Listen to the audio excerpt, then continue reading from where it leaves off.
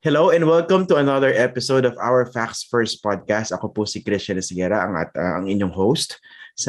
For today, pag-uusapan po natin ang kandidatura sa pagka-vice presidente ni dating party list Congressman Walden Bello. He's a professor of sociology. Kababalik lang niya galing sa United States of America from New York. We'd like to welcome you, sir, on this podcast. Maraming salamat po for joining us again. Maraming salamat rin, Christian. Thanks for inviting me. Okay. Kababalik niyo lang po from New York, no? So, kailan po kayo nakabalik? Nakabalik ako nung November 16 at ngayon na-quarantine kami ng mga 5 araw. Magtatapos yung quarantine namin bukas. At pag magkakaroon kami ng swab test at pag negative, libre na kami sa kalaboso. So gaano katagal po kayo sa United States po? Sa New York? Lang yun. It's a regular 6-week stint of teaching sa State University of New York. I spent 6 weeks out of every year teaching there. Kasi nga they want me as a visiting person for over the last several years. No? Adjunct professor. Yeah. And it's an opportunity to catch up on the subjects I'm interested in. At mabuti naman na nawawala ako sa Pilipinas ng at least for 6 weeks para hindi nakabaon lagi sa politika o sa ating pag-iisip. Okay. So ilan taon na kayo nagtuturo dito sa State University of New York sa Binghamton? Matagal yan. Mula pa noong 2009. So I spent 6 weeks out of every year there. Mm-hmm. And you teach sociology or? Yeah, I teach globalization and also the East Asian Developmental State. Yun yung karanasan ng mga iba-ibang mga ekonomiya ng Northeast and Southeast Asia sa development. Kaya comparative course yun. At masaya. Kasi maraming students from all over the world na comparing yung development experiences nila. No, Northeast tsaka Southeast Asia, no? So hindi ba Japan, Korea, Taiwan, Pilipinas, Thailand, yung ganon. Okay. Marami mga estudyante talaga mahilig sa comparative. Okay. Hindi ba nagulat yung mga estudyante nyo na nag-decide kayo bigla to run for vice president? So naisip nila, yung teacher namin ngayon, vice presidential candidate sa Pilipinas. Nagulat nga sila at marami naman sa mga academic colleagues ko na marami sa US at Europe na nagulat sila, pleasantly surprised, pero sabi ko na wala tayong choice kasi itong axis of evil ni Marcos and Duterte have to be confronted. So they understand why an academic like me has found it necessary na bumalik sa politika. Pero for example sa United States, hindi po uncommon naman for academics like you to try politics, no? So dito sa Pilipinas, ganun din kumpara doon, no? Dito kasi marami nagugulat din, no? Parang Walden Bello, kilala yan. Academic congressman, very very competent, very very qualified. Pero again, laging tinitingnan yung chances nyo Parang paano nyo babanggain yung mga malalaking pamilya, yung mga political clans. So, may ganun ding bang concerns na na-express sa inyo nung nalaman nila? Yes. Kayo? Kasi pareho naman sa US and Europe, pag merong mga lines that you cross from yung academia to politics and hindi marami ang nag-cross ng line na yan. So, but when it is crossed, naintindihan naman ng mga colleagues mo, naintindihan ng mga political activists, naintindihan rin ng mga academic colleagues of yours. So, of course, dito sa Pilipinas, siguro masasabi natin, siguro it's a bit rarer yung crossing lines between teaching, academia, and politics. No?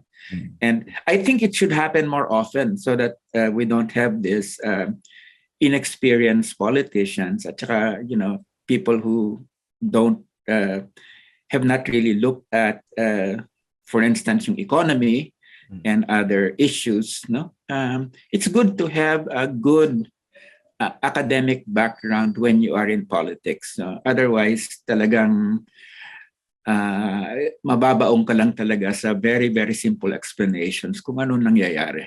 Oo nga. Pero nung kayo, when you were asked to run for vice president, did it take a lot of convincing from those people for you to join the 2022 elections?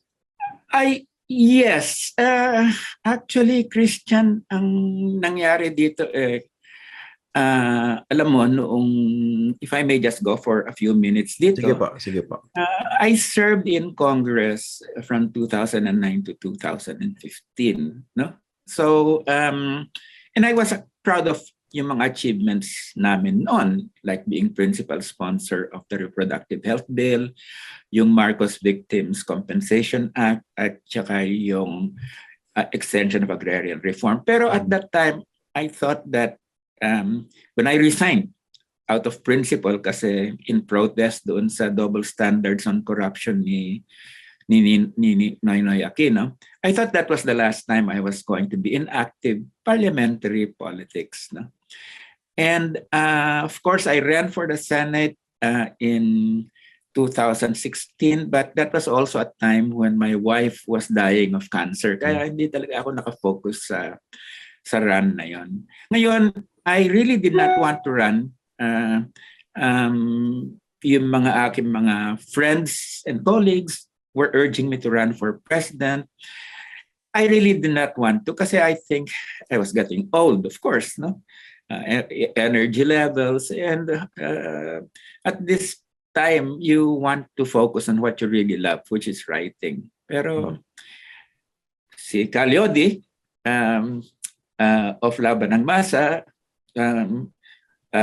offered to run partly at my urging, and I was very happy about that. But then he turned around and he asked me, will you please help me as my vice president? Pag tinanong naman ng presidential candidate mo yun, itinulak mo, can you refuse? It was an offer I could not refuse. So, but having plunged into the campaign, yan na. Todo na. So ito, bakbaka na. No? Kumbaga, nakikita ko social media, bardagula na. No? Ngayon bumalik na kayo dito sa Pilipinas. Yeah, once you put your hat into the ring, you have to go all the way. Of course, you respect the rules of truth and all of that. Pero politics is war. No? Politics is war by other means. Sabi nga to reverse yung sinabi ni Clausewitz. No? And you have to act that way. Of course, it has different rules, but you fight in order to win. Okay.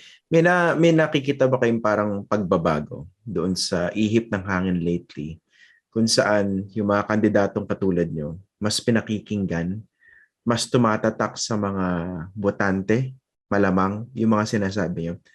Kasi, pasensya na kayo kasi yung perspective ko minsan galing from a perspective of cynicism because of the very questionable and corrupt political and electoral system that you have, na nagiging very restrictive for even more competent candidates yung sistema mismo. Kasi nga, dominated siya ng mga political clans, kung sino yung sikat at kung sino yung napakaraming pera.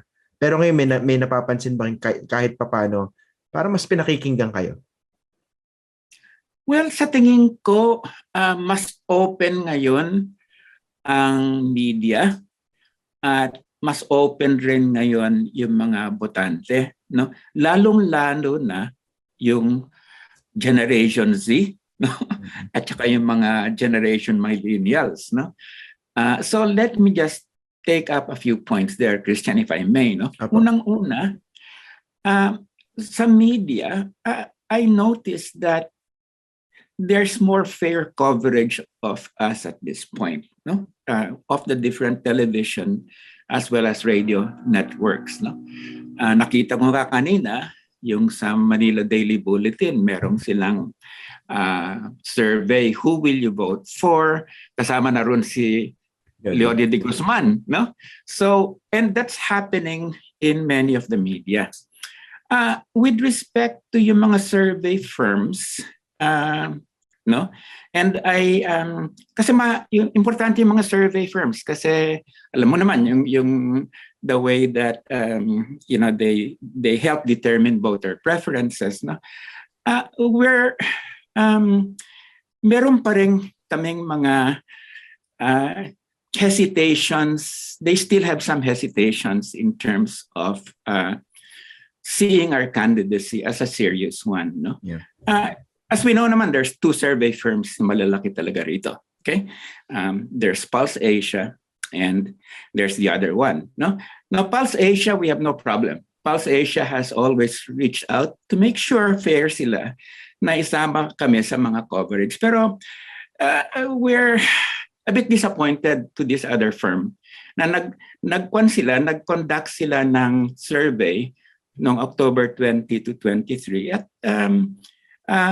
na-release na yung survey na yan and hindi nasama si Ka Leody De Guzman despite the fact that he had been already a candidate for 3 weeks before they conducted their survey. Ngayon, the only reason I'm raising this, Christian, is because alam mo, because of the name of that firm, parang sinasabi nila, salimpusa lang kami, no? Hindi kami sinama. So, and we can't tolerate that because they're infringing on democratic rights and democratic rules. They're basically limiting the area of choice for voters. So I hope that these people stop violating itong basic electoral rules of electoral democracy. So, but when it comes to yung mga ating mga voters, ay nanonotice namin, especially sa social media, na mas malakas ang interest nila ngayon, especially on issues. No? And so I feel that this is something that may pagbabago. Maybe not yet critical mass na pagbabago, pero it gives us hope. Okay. Kanina sabi niya politics is war, forced by other means. The lines have been drawn, I suppose, by this time, no? So, sino yung tunay na kalaban as far as you and Ka Leody De Guzman are concerned? Well, klaro naman kami that the main enemy here is yung tinatawag namin Marcos Duterte axis of evil. No? This will be a combination of the worst practices of the Marcos regime, okay, and the worst practices of the Duterte regime, okay, especially in the area of violations of democratic rights and human rights. No? So we want to make sure that our country is not subjected to the return of darkness, no? And we will fight all the way in order to prevent this. We do not think that, except for one, any of the other candidates are really serious about preventing a return to the past or the continuation of a bloody present. No? We don't think Pacquiao is serious, Moreno is serious, Lacson is serious, no?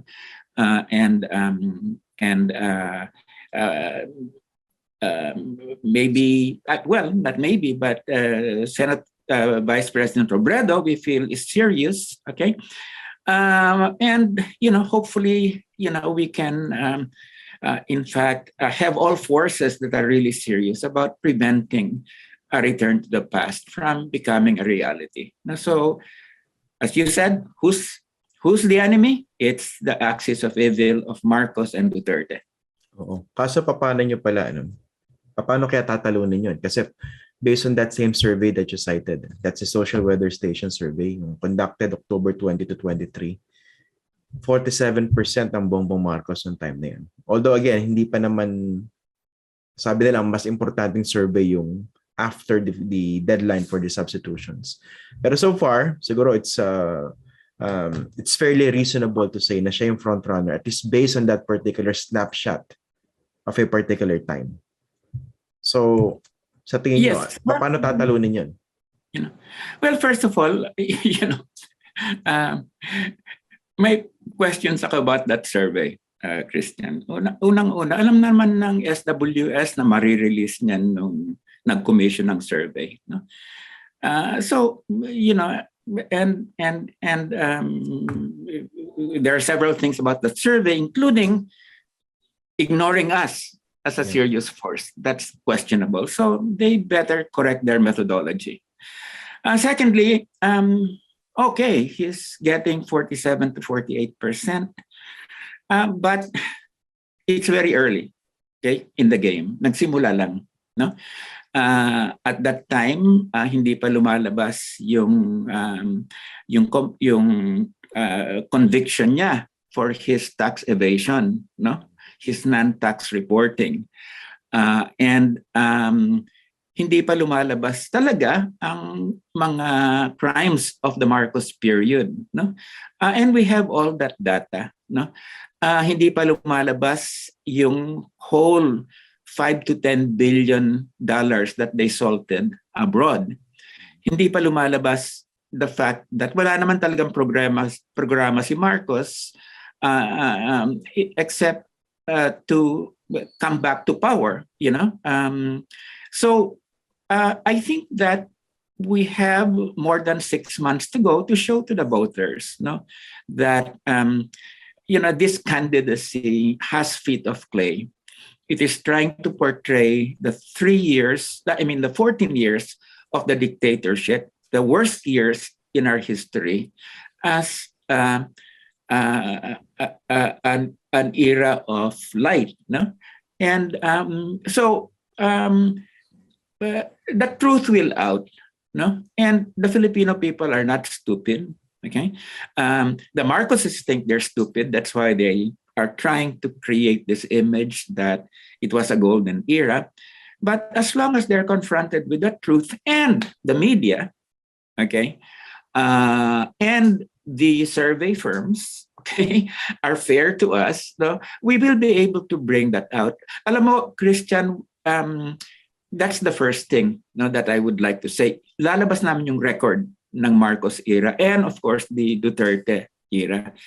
But beyond that, we have a program, okay? We have a program that addresses in a fairly detailed fashion all the different aspects of yung national problems natin, no? Mamaya, sir, hihimayin natin yung plataporma nyo. I'm looking forward to that. Yeah, ang sinasabi ko lang is that in order not to return to the past, you have to offer a vision for the future. Yeah. Kasi people are dissatisfied with the present. People are dissatisfied with the past. And, we have to make sure that they look forward rather than go back to the distant past of the dark years of Marcos. So, programa talaga ang kailangan dito. Sige. Bago po natin himayin yung vision for the future no tandem niya ni Ka Leody De Guzman, tanungin ko rin kayo tungkol dito sa Of course, meron ng alliance ang Marcoses at ang Dutertes. Pero actually, it's just a Duterte, no? It's Ferdinand Bongbong Marcos Jr., yung anak ng yumaong diktador, Ferdinand Marcos. Ang katambal niya sa 2022 election, si Sara Duterte, anak ni President Duterte. Pero recently, nadidinig natin yung dissatisfaction coming from President Duterte na binabanatan na yung mga Marcoses, no? Recently, nagsalita siya, sinabi niya, one presidential candidate is on cocaine, no? Sabi niya, weak leader, kumaga, nakuha lang yung pangalan ng tatay, no?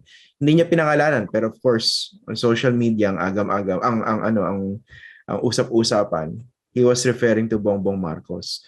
Now, itong split doon sa pamilya Duterte between the father and the daughter kakampi nung Bongbong Marcos, but yung father, ang manok naman sa pagka-presidente, yung long time alalay niya si Bongo na naging senador eventually. Sa tingin niyo itong pagkakabiyak na to at yung pagbanat ni President Duterte kay Bongbong Marcos, do you think this could actually be good news for the other candidates, including you, to have a much better chance of defeating them?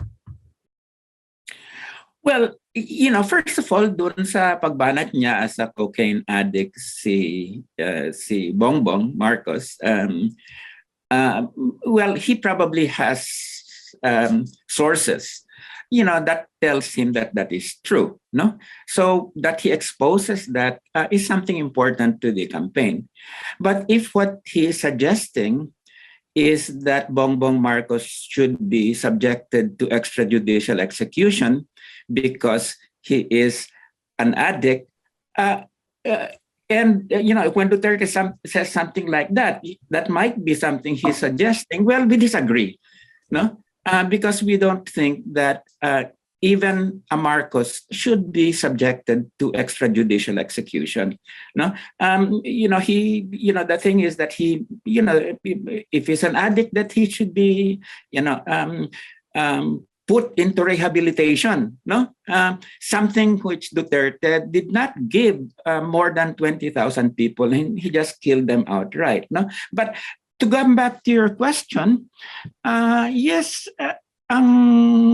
what we're saying is that alam mo itong these conflicts among the Dutertes, and then itong napaka complex na internecine warfare within the family, and then the Marcoses meddling in this whole thing. Yung tawag namin dito, Dallas in Davao, no? Alam mo yung Dallas, yung series noon sa US, napakita rin dito about inter-family feuds, no? Well, alam mo, Christian, we should just let the Dutertes keep their conflicts to themselves and not involve the nation in it, no? In fact, they should just disappear, no? Rather than try to deviate our attention from the pressing problems of the country. Hindi naman maloloko yung mga tao rito na maybe gahol na gahol yung mga Duterte sa mga conflicts within their family and their relations with the Marcoses, but people can see beyond that and say, okay, tama na yan, tama na yung sarsuela nyo. We want to know real issues, real problems, and real solutions. So I feel this is another way that these people, itong mga elite politicians like the Dutertes and the Marcoses, really just see politics as a Game of Thrones. No? Okay, power for power's sake, and patayan yan, in terms of who gets what and how much. No, so as far as the country is concerned, please keep your fucking troubles to yourself. Get away, disappear, and let people who really have the solutions and the programs, present themselves to the people. Tama na yung distraction ninyo. So, am I confident that in the course of the next several months, this will happen? Yes. The bankruptcy of this kind of personalistic, dynastic politics will be shown to people. Of course, there's still a large sector of crazy DDS and super stupid Marcos loyalists, that will be there to cheer their idiotic candidates on. But I think the vast majority of the Filipino people will see beyond their politics and will not be lulled into that. Yun ang tingin ko, Christian. Napakababa ng paningin nito mga Duterte at Marcos sa mamamayang Pilipino na akala nila madadala tayo dito sa mga antics nila. Okay. Nga pala, for the record, hindi pinangalanan ni President Duterte yung presidential bet na yun. No? Pero yun ang deduction ng mga marami sa social media na he was indeed referring to this particular candidate. Anyway. Alam mo naman, Christian, itong problema sa mga politiko natin, call a spade, you must as well call Marcos the cocaine addict that you're referring to. This is kunyari pa raw. Alam na naman ng tao, he's referring to the Marcoses. Ano ba siya, duwag? Takot ba siya kay Bongbong Marcos? Crazy. Okay. Ngayon, puntahan po natin yung plataporma ninyo ni Ka Leody De Guzman. Ito very, very important. No? I think you're one of the, or baka kayo pa lang, yung naglabas ng fairly detailed political platform, if I'm not mistaken, no?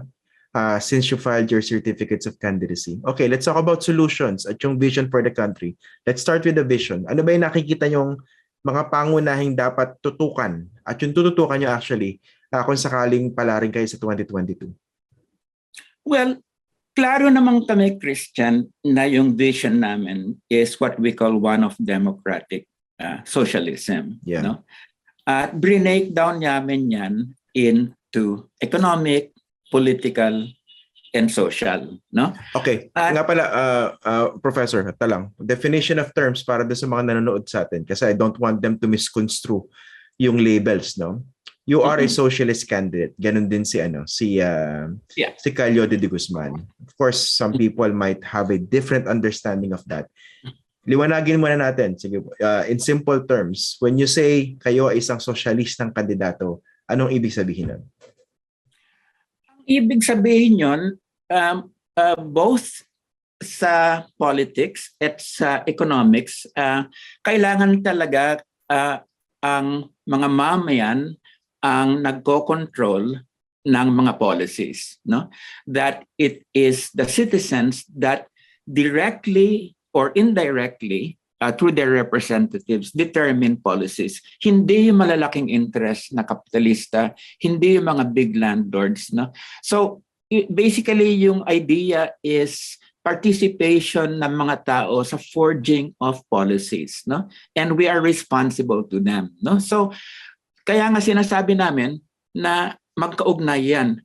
Democratic in the sense that popular participation, and then socialist in the sense that the economy benefits everybody, okay, equally rather than just a few. And hindi naman pa nito, Christian, hindi naman bago itong concept na ito. Si Bernie Sanders sa US, socialista siya. Yes. Si Alexandra Cortez, no? So. Yeah, socialista siya. Si Jeremy Corbyn sa Britain, socialista siya. So basically, ang sinasabi lang namin dito is that the economy should not be run by a few and in the interest of a few, but the interest of the many. Yeah? Okay. That is what a democratic socialist vision is. So how do you intend to apply that sa kampanya? Ano yung pangunahing mensahe niyo? Christian, napakahalaga kasi rito na unahin natin sa ekonomiya. Kasi alam mo, itong mga ating mga kandidato, kagaya nila Manny Pacquiao, nila Isko Moreno and others, ang analysis nila lagi is that ang problema ng bayan, corruption. No? Hindi kami tumututol na napaka-importante itong corruption as a problem for the country. No? But it goes beyond corruption. It is, sinasabi namin, structural. No? Doon sa ekonomiya, kaya Christian, if you may just allow me, yes, sir, mahalaga ito that alam mo, ang pinakamalaking problema sa ating bayan, yung pagbukas ng todo-todo ng ekonomiya natin. No? Sa mga imports, capital from abroad, no? Na nagsira ng manufacturing natin, na nagsira ng agriculture natin. At ito na nga, yung mga policies that were pushed by the World Bank, the IMF, and the World Trade Organization. No? To cut a long story short, itong mga pagbubukas ng todo-todo ekonomiya natin has created a situation whereby the only real sector that people now have as a refuge is labor export. No? Yeah. Nasira na ekonomiya, nasira na manufacturing. Saan sila pupunta? Kundi sa labor export, sa labas. No? And that is being encouraged by policy. Is that what you're saying also? That is what, ever since the Marcos period, okay? Ever since the Marcos period, total opening ang kanyan, ang nangyari. And under the Duterte administration, they just carried that out further and further. Okay? So in order to be able to deal with many of the problems brought about by this, utang ng utang naman tayo. No? So instead of creating a wealth base within the country of manufacturing and agricultural sector na talagang prosperous, panay utang na utang in order to be able to address the problems created by the opening of the economy. No? The other thing, Christian, that I need to stress here is yung great degree of inequality dito sa atin. No? And alam mo yung 1% of the population controls probably around 50% of the wealth at this point in time. No? And this is unacceptable. And we have about 30% of the population in poverty. No? So meron kaming isang plano na we will tax the rich. No?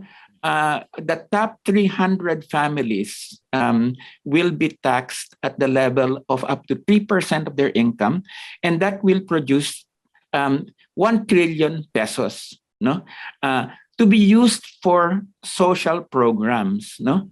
Beyond that, Ren, we need to stop yung hemorrhage natin of debt repayments that are going abroad. Do you know, Christian, that up to 40% in some years of our national budget is given in foreign debt payments? No?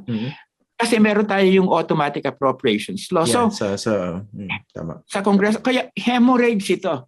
Hemorrhage ng hemorrhage ng hemorrhage. And naturally, nawawalan ka ng sources for education, capital expenditures, infrastructure. So what happens is that in order to be able to put programs into motion, you have to borrow more from abroad. Ever since the Marcos period, and then vicious Marcos cycle. left us 26 billion pesos now, dollars. Now we're about more than $100 billion in debt. No, all because of these wrong policies. No, so yan po specifically, how do you intend to stop that? Matagal lang problema yan, no? Yung hemorrhage and sa foreign debt payments. Tama yung sinasabi niyo sa mga nanonood sa atin, no? Automatic yan. Yung national budget every year, merong malaking chunk dyan, pambayad utang. So hindi na yung kasama sa pinagdedebatihan. At unconstitutional yan, no? Yes. Kasi sabi sa Constitution is that the largest chunk of the budget should go to education. Education. Remember? But if you have 20, 30, 40% of the budget going to foreign debt repayments, that is unconstitutional. So we have an unconstitutional law called the Automatic Appropriations Act. No? Na sinasabi nito, Christian, na number one talaga, yung first cut in the budget goes to debt repayment. We need to repeal that. Christian. So first step talaga, we need to repeal that. Secondly, for 5 years, we're going to cancel debt payments. And of course, we are going to make sure that yung mga unjust debts ng Pilipinas will be unilaterally canceled. No? Okay. So it will take tough measures to do this, but hey, we're not here to please people. We're here to offer hard solutions to hard problems kasi hindi kami politiko. Okay? Hindi kami. Now, do you see Lacson offering that? Do you see Marcos offering that? Do you see the others offering that? No, they're just offering easy solutions. For instance, Lacson says, okay, free education with 5,000 per month for each student. No? Napaka-irresponsible niyan kung sinabi mo, saan mo kukunin yung pera? No? So you have to have sources of revenue to back up good social programs. And you can only do that if you are going to tax the rich. No? So wala kaming easy solutions ni Ka Leody. Sabi namin sa mga tao, ito yung mga hard solutions. We need you to help us out kasi talagang yung mga vested interests are going to try to stop us. No? We can only promise that we will go all the way for you. No?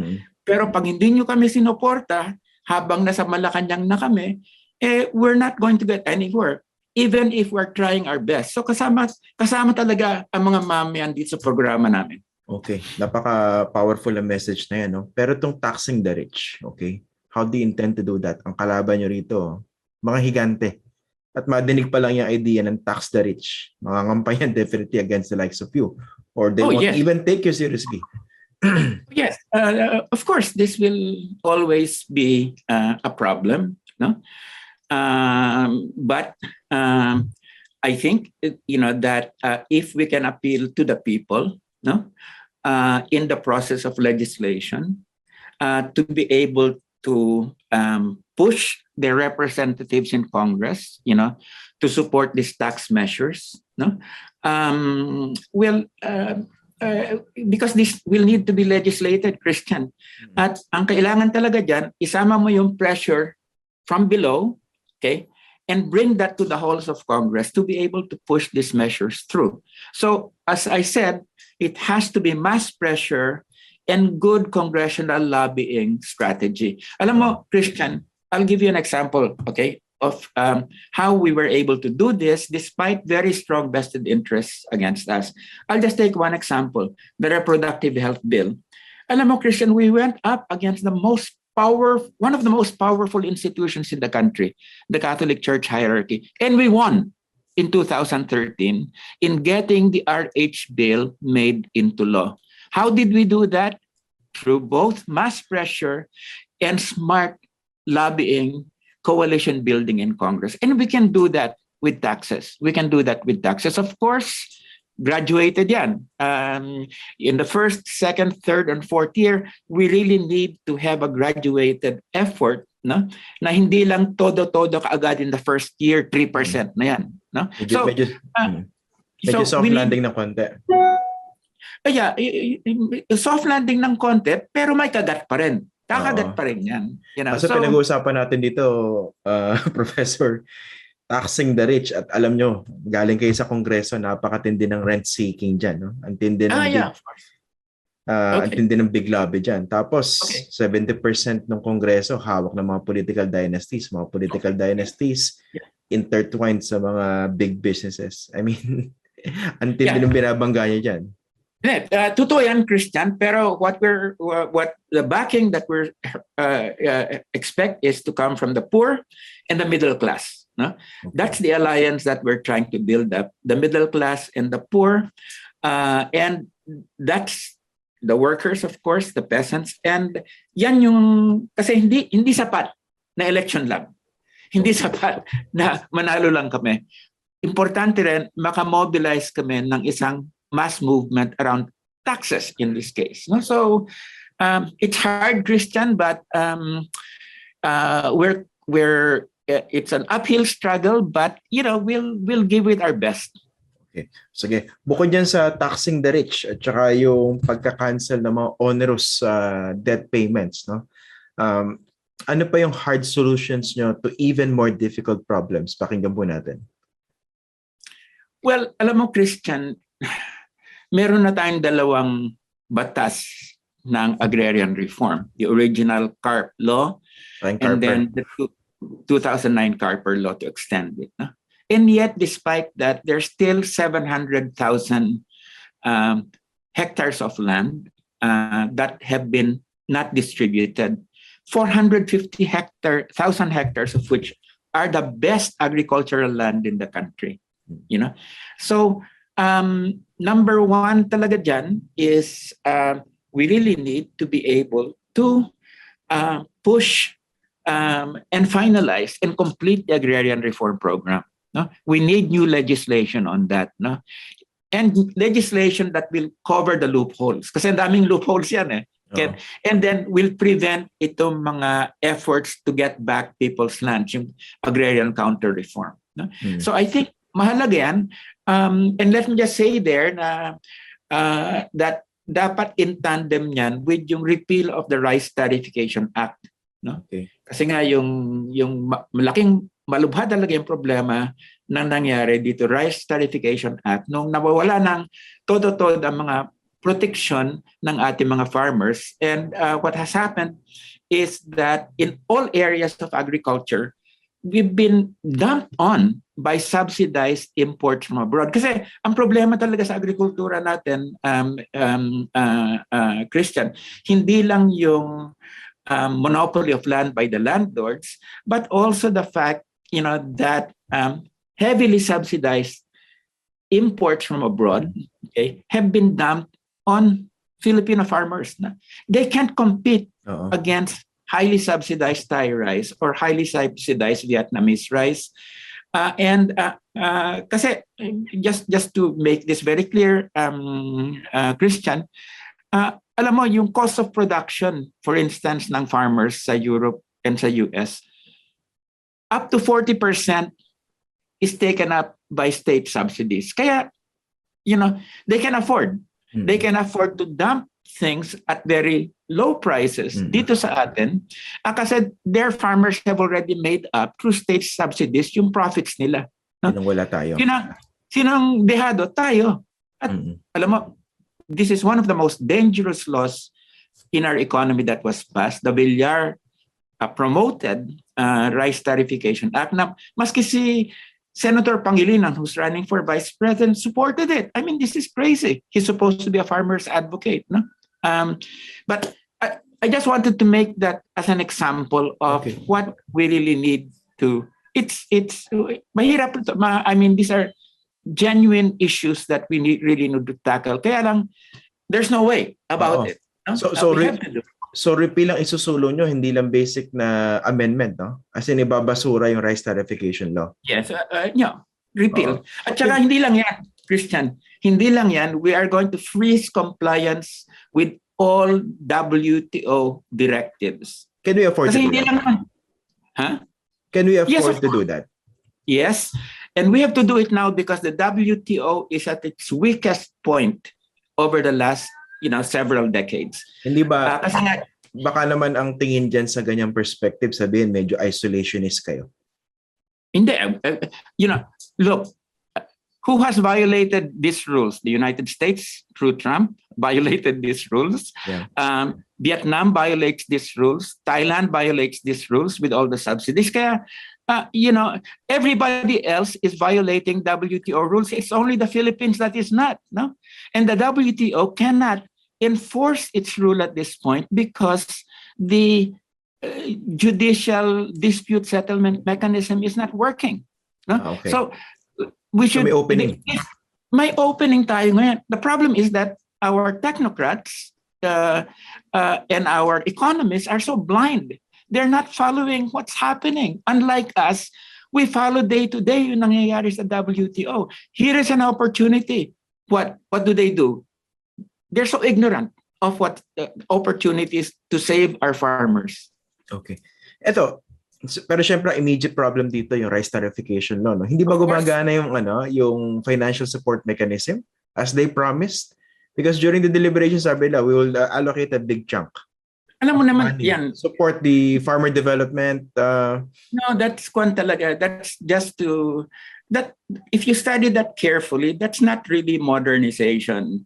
That's really to buy off the farmers, so that they move away from the land. Okay. Para tumahimik na kayo. Tumahimik na kayo. This is a way by which you go to the shanty towns in the cities. No? Get them there. In transition process yan. Alam mo, noong panahon ni Ramos, meron ring Agricultural Modernization Act, precisely the same thing, which was, maganda yung mga ideas, but actually it was just to finance the move away of farmers from the countryside and without real opportunities in the cities. No, so I'm not surprised. I'm not surprised na maski yung Christian, all the studies have been showing that the greatest contributor over the next several years to the poverty of our farmers is the Rice Tarification Act. Even conservative studies. Tsaka ganun din ba yung ganun pa rin ba yung data ngayon? Because the last time I saw data on this, medyo matagal na, no? Yung poverty incidence pinakamatindi sa agriculture sector. Yes. Ganun pa rin ba? Yes. Wala pang pagbabago? Wala. Agriculture is really the sector that has been most heavily hit. Which is not to say that workers have not been hit too. Kasi alam mo naman, Christian, habang tinanggal lahat ng mga quota sa agriculture natin, pumasok ng todo-todo yung mga grain imports, pig imports, etc. Doon naman sa manufacturing, they brought down our tariffs to 1 to 4%. Can you imagine? Oo. 1 to 4%. Nasira lahat ng manufacturing natin. In 1995, we still had 200 textile and garment firms in the country. We still had a vibrant textile and garment industry. Now, we don't have those anymore. What passes for manufacturing or industry in the country is yung mga call centers. Okay? And what do you do with the surplus population? You either farm them out to call centers or you farm them out abroad. That really has been the... Alam naman natin yan naman katotohanan eh. It's just that our policymakers don't want to confront the disaster that they brought onto the country. Kaya, actually, matagal na nating nadidinig yung problema yan. No? We don't have a strong manufacturing sector na across electoral cycles, pinapangako na ibang mga politiko na palakasin ang manufacturing sector. Pero mas lumalakas yata yung labor export policy. No? Palayasin na lang mas madali instead of creating jobs for them here. Is that what you're saying? Kasi that's basically naging outlet yan. Naging outlet. Instead of creating jobs in agriculture, instead of creating jobs in manufacturing, just get people out so that they will send their income here to support their families. Okay. So yan, labor export has become the default strategy, and this is unsustainable. This is unsustainable. So, at nakakaawa, Christian, I was the head of the Committee on Overseas Workers Affairs for 5 years. No, it's terrible. Our workers are subjected to so much abuse abroad. Rape is a normal fact of life in Saudi Arabia. No, one of the things that I pushed when I was head of the Committee on Overseas Workers Affairs, wag na tayo magpadala ng domestics sa Saudi Arabia kasi rine-rape lang sila roon. No? And so it's time that our people, our workers, begin to see that labor export is not a solution but a problem for them, and therefore they have to help us. We have to help them to raise their voices, to demand jobs here in the country. No? Okay. So, maganda nga itong election na ito, Christian, kasi and maganda na naroon kami because we are raising the hard issues and the hard solutions. Hindi kami politiko ni Ka Leody eh. That is why we can do this, no? So I suppose you're itching to have the debates, no? So you can also confront other candidates doon sa solusyon na isinusulong nila. Kasi yun sa inyo very very very clear and definitely hard solutions yung pinopropose nyo.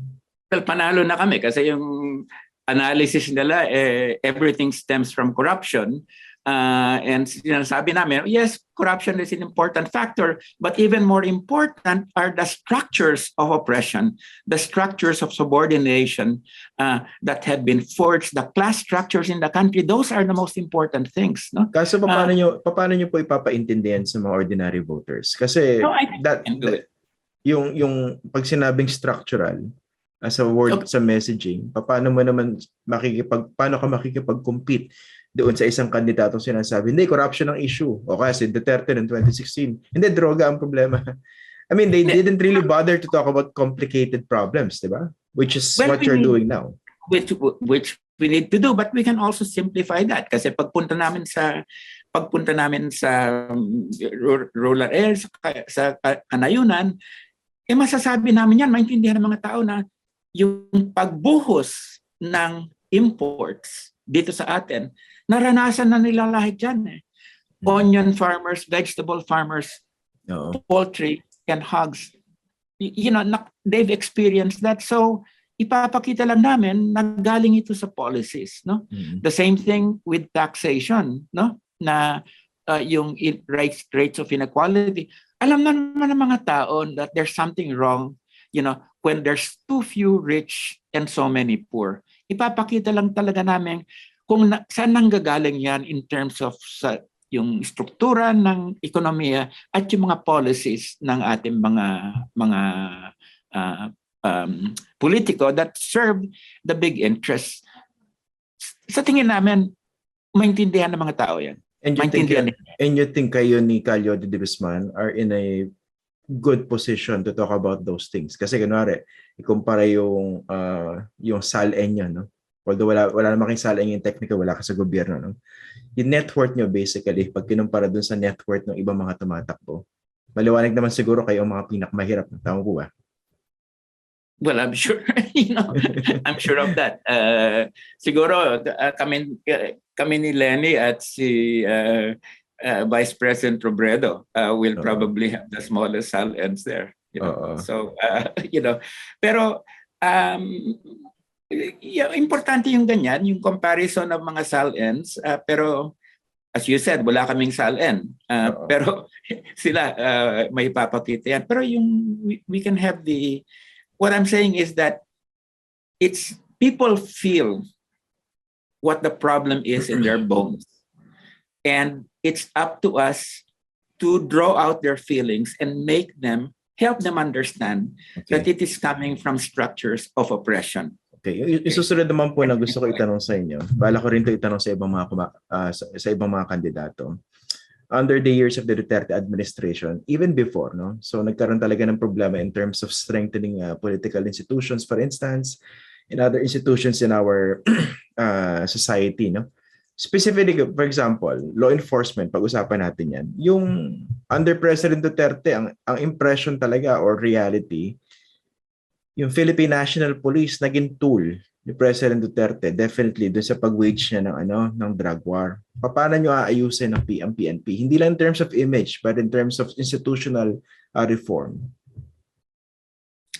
Well, first of all, ang tingin namin is that we have to cut the budget of the PNP, okay? Because we think, and the military, because I think a lot of that budget is just sources of supporting surplus personnel, no? And also is a source of corruption. So, ang tingin ho namin, Christian, is up to from a third to a half of the military and police budget will be reallocated to social services. So that's the first thing. No? Half of their budget? Yes. Okay. To social services, no? And yung pangalawa riyan is that kailangan talaga that we upgrade yung mga recruitment, no? And training of the police, no? And the military.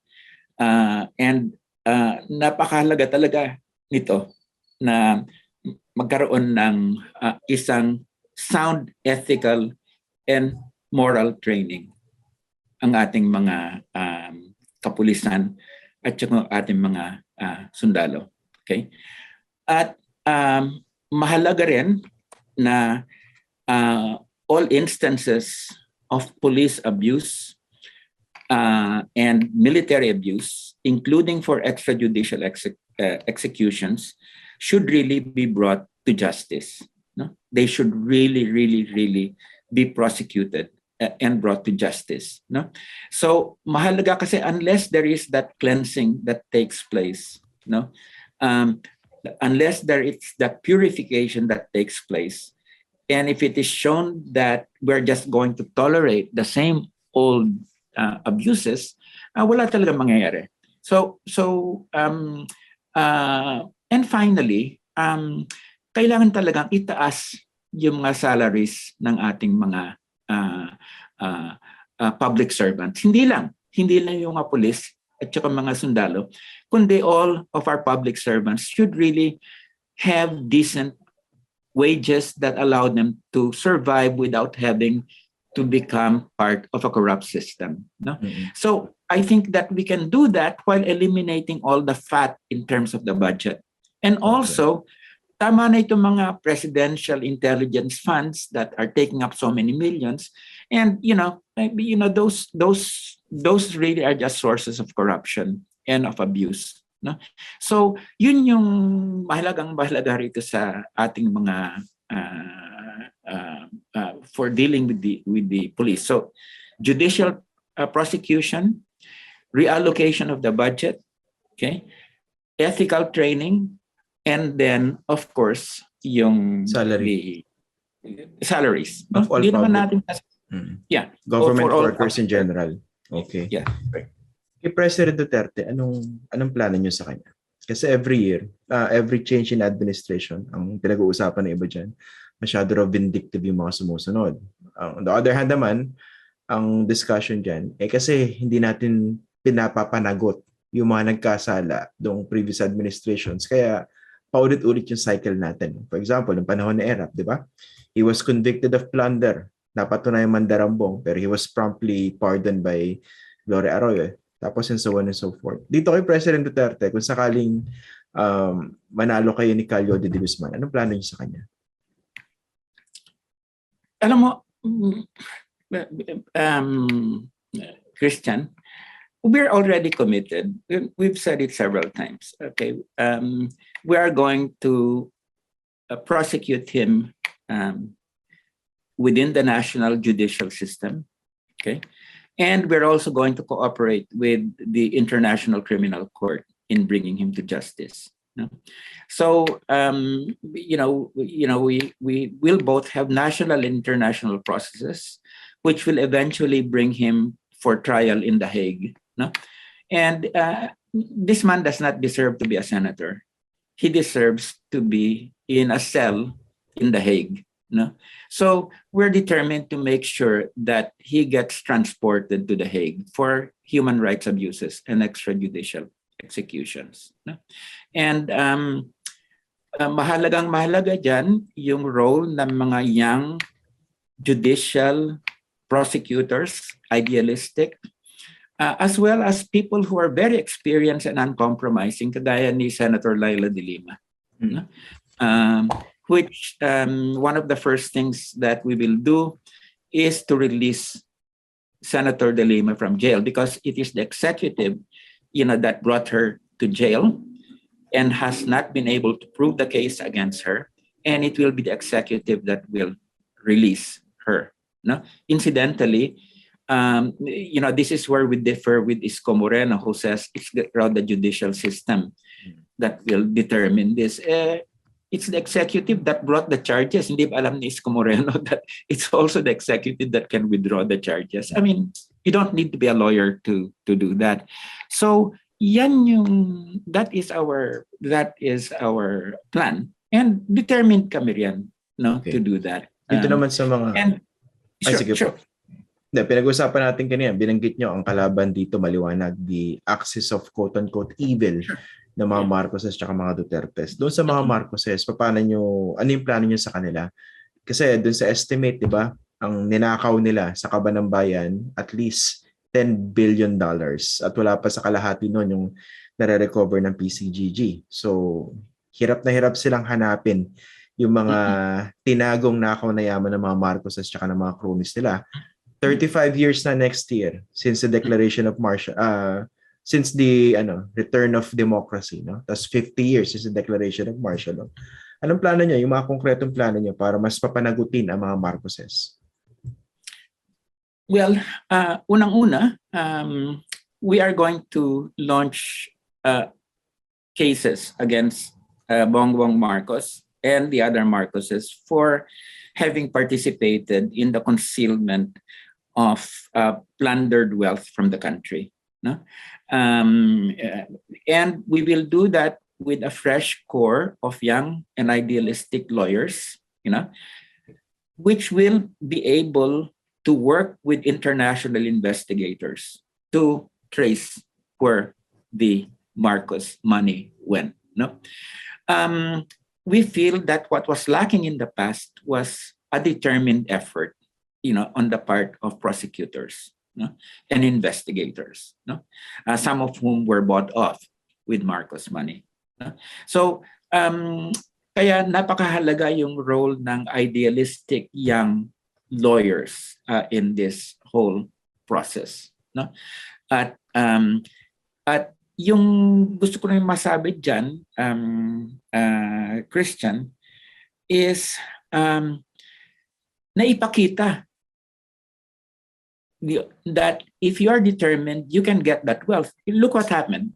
noong 1990s, the Swiss government, okay, confiscated, some $350 million worth of Marcos wealth that were hidden in different Swiss charities. They turned that over to the Philippine government. The Philippine government then used that money, after a Supreme Court ruling, to be able to compensate yung victims of martial law, okay, which was part of the law that we passed, yung Marcos era compensation law in 2013. No? So we were able to compensate about 11,000 people. Although yung mga nag-apply was about 70,000. No? So basically, I think that, and when we finally got that money, it amounted to about $650 million with interests. No? So ang sense ko lang kasi is that with determined efforts of investigation and prosecution, we will be able to get the money back. So first order of business is we'll be launching prosecution and cases against the Marcoses for their participation in the concealment of wealth. No? Anong plano niyo sa PCGG? Well, I think that we really need, alam mo naman, if an institution has ceased to really be vigorous, rather than maintaining it, it is probably better to just phase it out and have a new institution in its place. No? Mm-hmm. So, sa tingin ko naman, we'll be able to set up a new, more vigorous replacement for the PCGG, so that it doesn't get affected by all the vested interests and compromises that has been made by the PCGG. So, ang tingin ko lang is abolition of the PCGG and its replacement by a new institution, fresh, not filled with vested interests, and to which we will assign the best and the brightest of our young lawyers. Okay. Mukhang kailangan po natin ng part 2 dito sa ating interview kasi marami pa akong gusto itanong sa inyo. Pero definitely, I will invite you again. Pero before we end, gusto kong tanungin ang plano niyo sa China. Yung China policy ni Duterte. Meron tayong Hague ruling, maliwanag pa sa sikat ng araw, yung panalo ng Pilipinas doon sa Permanent Court of Arbitration. But of course, Duterte decided to set that aside. For the first few years of his administration, and lately medyo nag-iingay siya. No? So under a Ka Leody and Walden Bello administration, how do you intend to deal with China?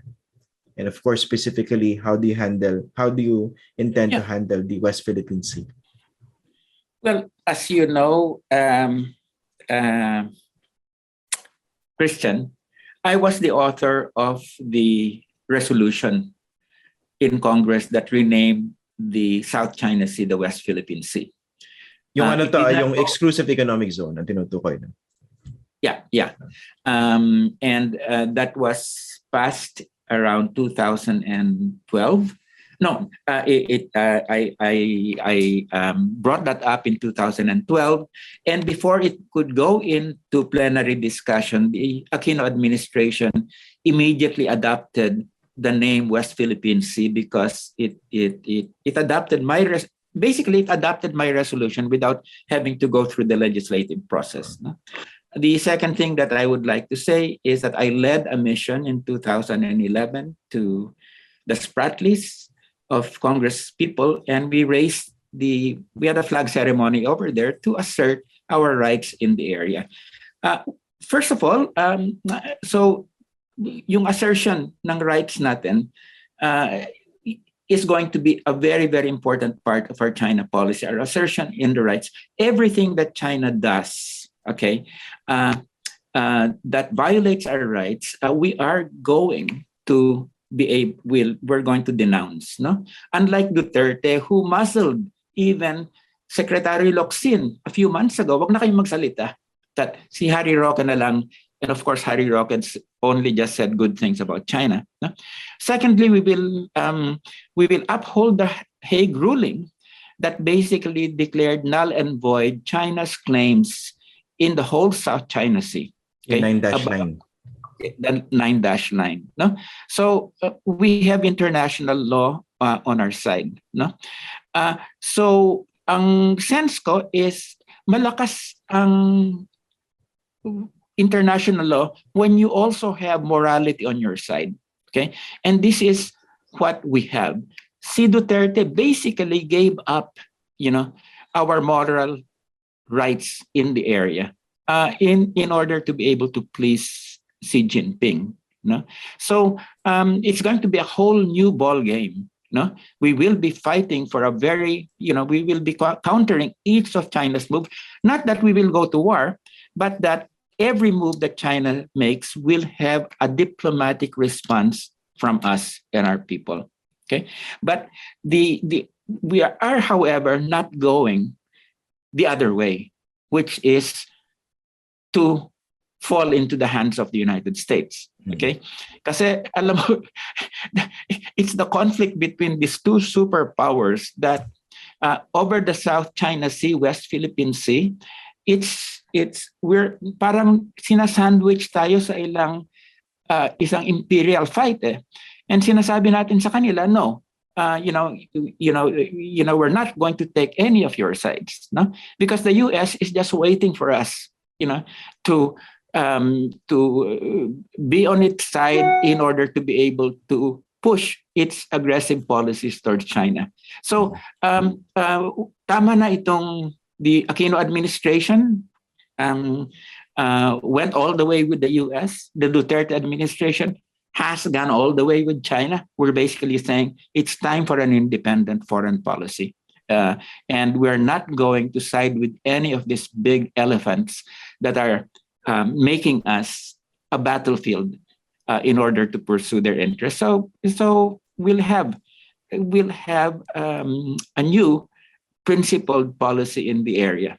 And tama na yung, it's been shameful, our history over the last several years under Duterte of constantly pleasing China. Okay. Professor Walden Bello, maraming salamat po. Very enlightening discussion, very interesting solutions, hard solutions to even harder problems. Maraming salamat po for joining us on this podcast. Thank you. Okay, so that's it for our episode today. I'm Christian Esguerra. Mapapanood niyo po ang aming episode sa aking YouTube channel. And of course, you can listen to the podcast on Apple, Spotify, Google, and Stitcher. Maraming salamat po for joining us today.